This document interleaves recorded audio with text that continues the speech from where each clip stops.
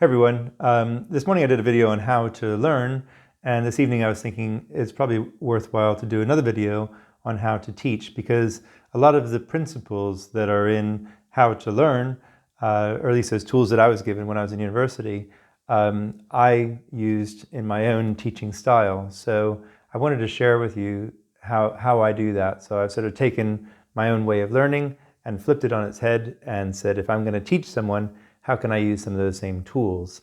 So the first thing is to start with an explanation of what it is that you're going to be talking about. So because there isn't a syllabus to start the person and they can't sort of, skim through a chapter, you have to kind of give a concept of what it is you're going to be talking about. So you say, this is what we're going to be talking about today. I'm going to start from here and we're going to go to here. It's a bit of a journey. We're going to be answering some questions. We're going to be learning about physiology, how the body works. And then by the end of it, you're going to know enough about that you can do something with that information. Okay? It's going to help you to understand your patient or to understand what kind of therapy you can use to help them. So people have a sense of what it is that you're going to be talking about. Now, we can't do the skimming thing and make people curious about or give people an idea of what it is we're going to be talking about. We can give that heading. But there are some other simple little things you can do that are kind of draw people's interest and make them a little bit more engaged. So if you see behind me, there's a few things written on the board. That's entirely intentional. And sometimes I'll do stuff like this. So I'll just put a few things up there and it doesn't really mean anything. You see all these funny words or letters and symbols. It doesn't mean anything, but that's going to get people's interest. So when I start with the first thing, and I tell you what we really need to start with is a question, okay? So when you saw that cue at the top, you're like, the first thing's a question, okay? So the question might be, say for instance, why do people fall over, okay? Why do people fall over? Lots of people can stand up, but some people fall over all the time. Why does that happen? So that's the question. So people will start to be thinking, why do people fall over, They might start to, and we can have a little bit of discussion about that, Anyone have any ideas? What do you think? Why do people fall over, What's going wrong when people fall over? And sometimes it's good to keep an audience in that state for a while so you see them all thinking and developing some questions. Then what we do is we start to give them a little bit of information. So that little I is just a little bit of information that would allow them to maybe try to figure it out and say, well, in order for us to not fall over, we have to know where we are and we have to know where we're going, okay? So are there any ways that our nervous system can understand where we are and where we're going, okay? So you give a little bit of information. And then what we do is we start to develop a paradigm. So P is paradigm. So in this example, a paradigm would be something like saying that in order for us to know where we are and where we're going, our brain has to take information from sensors in different parts of our body and put all that information together. And all that information needs to agree with every other bit of information. So then we'll say, so if you know where you are and you know where you're going, then you should be able to make it easier for you to control your body. So your body can turn on the right muscles in the right sequence so that you put your foot out in the right place and you don't fall over. If that doesn't work, then we're going to fall over, okay? So that's an example, a basic example of what a paradigm would be. We're just trying to understand how the body is sensing where it is, where it's going, putting that information and integrating that information, and then having a response, okay? So what's important about a paradigm is that you want to develop paradigms that have multiple uses. So in other words, your paradigm can explain many things. You can use that paradigm again and again. So here we're talking about people falling over, but you can actually use that paradigm to be able to explain other functional deficits.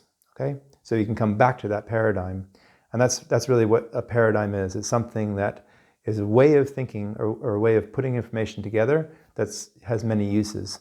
So if you were to say you're going to hang Christmas ornaments or decorations on a Christmas tree, but there isn't any Christmas tree. You just have little bits of information, all these decorations, but nothing to hang it on. And your paradigm is the structure that you're going to hang everything on. So when you can give some sense of what that paradigm is, and sometimes it can happen all in one lecture, and sometimes it's something that develops over time, but it's super, super important to give people that sense of perspective, because otherwise it's just information, an information barrage. So the next step is an explanation. So there's paradigm, and the next one's explanation.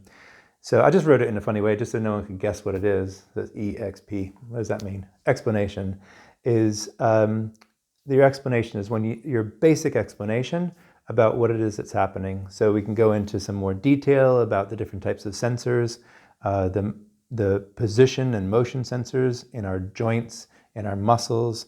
Those are called proprioceptors. All that information is going to a particular part of our brain stem. Okay, we explain what that area is. And then we say that information is coming together with information from our inner ear, which senses the tilt of our head. So as we start to fall over and our head tilts, our body's going to sense that. So, and that also integrates with the information from our eyes and where we see the horizon and where we see the world around us. So if we can see, and our inner ear is giving information, and our joints and our muscles are giving this proprioceptive information, and all that information comes together in one place, and then that's where essentially it's controlling, or that integrated information is going up and down, up to our brain to understand it and to have other regulatory mechanisms, and down to other control and stabilizing mechanisms. So that's just an example of a simple level of explanation. Now, sometimes what we'll do is after we explain it, we'll take this little dashed line that goes up to HIL. So that's high level.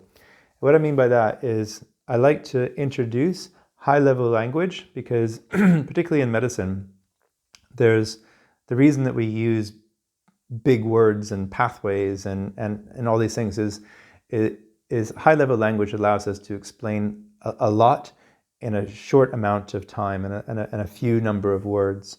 And really what we want to do is, if we're getting someone from one level of understanding to a higher level of understanding, we very often need to change the terms that we're using. So we have to develop more efficient words. And they sound like brainy words, but they're really just better ways of saying things. So sometimes I'll introduce a statement that says something at a high level, and some people will start to understand it and some people won't. It's not to try to confuse people, but it's just to show people what you need to understand. So in this situation, I might say that if there's a good integration of your proprioceptive, visual, and vestibular information into the vestibular nuclei, then you have a greater probability of having good stabilization in your spine and good regulatory controls from your cortex. So that's a basic one, but it can get much worse than that.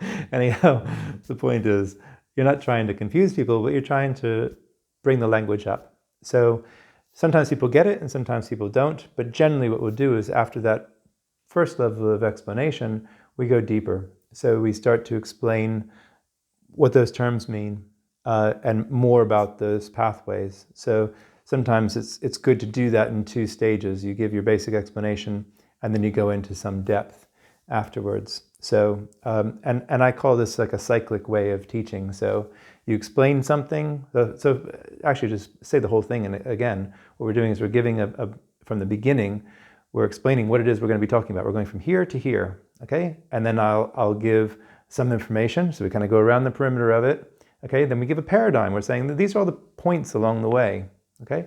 Then we start to explain it. We go a little deeper, okay? Then we might jump out and say, let's look at it from above, and we'll give some big explanation.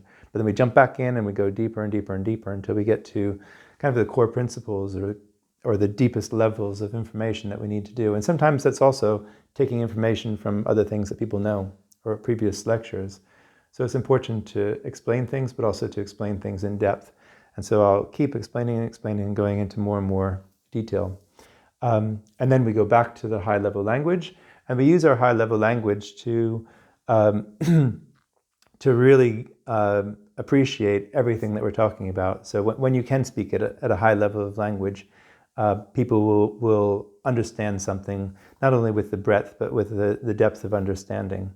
So it's important to try to get people to the point where they feel that they understand what it is that they're talking about. So I think it's something that's often overlooked, but I think it's important really in any type of studies to have some opportunity for people to express things. So sometimes there's some sort of participation with the students where you're giving high-level questions, and you're asking for a high-level answer. If they can't give it, it's not a problem. You're not trying to embarrass them, but you'll answer that question for them using the same high-level language. And what will happen is people will start to get, okay, I'm starting to be able to dialogue at this level now. So what you're showing them is a sense of accomplishment of being able to put all that information together in a way where you feel like you've learned something. And of course you are learning something, but you're actually gaining your ability to dialogue with it as well. So that high level language is is also happening at a participation level. Okay, and then that's basically getting all that information and doing it in a way that's tying it all together. But then we have to be able to do something with that information. So after we speak at that high level and we have that conversation, then we have to say, what are we going to do about it? If now that we understand that the reason that this person is falling over is because they've upregulated their vision, because their proprioceptive system has skews in it, and there are faults with how that information is coming in, and so basically we have an upregulation of one system that's functioning and a downregulation of the system that is giving bad information, as an example. Okay, so we say, what are we going to do about it? Well, we could resolve those proprioceptive issues, and these are the ways we could do that. So just as an example, you have to take what it is that you've learned in that lecture and to try to apply it. So I'm going to go back through how we learn and show you how that's the complementary functions. So in how you learn, you're going to be looking at, what you're going to be talking about, and you try to get in your short-term memory some information that generates some questions. And so I'll do that by basically telling people, this is where we are, this is where we're going, and this is what we're going to be able to do with this information. So I lay out the whole path of where we're going, so people know what the context is, okay? And then we start introducing ideas, but in a cyclical way, so that we can go into more and more depth. And that's just kind of like those little bits of information when you're skimming the book, you're getting little bits of information. So you're hearing something once, okay, but then when you're teaching in a cyclic way, you're hearing it again, and you're hearing it again, and you're going deeper and deeper, but at the same time using higher and higher level language. So this is the same concept. So that's how we get all that information into you, is by going over it again and again, but not the same way, doing it from different angles or with more depth. And then obviously with at the end of your thing, you're going to be having some practical applications. So we went to, after we've gone through this level of teaching, we went to make sure people have a way to apply it. So that can be really fun as well, because you're just throwing these questions out. And that's very often part of the high level thing, is saying, how would you guys use this information in your clinic? How would you use what you know to examine your patient? How would you use what you know to come to a diagnosis? How would you use what you know to come up with some sort of a therapy? And people will often be quite creative at that point. So, I mean, all of these principles just make it a little bit more fun and engaging. And I think it's more of a real world kind of way of learning things. So I hope that's use to some of you. Thank you for watching. It's probably quite a long video by now. But anyway, thanks for watching. And if you have any questions or comments, drop them below, and I'll try to attend to those. Again, thanks again.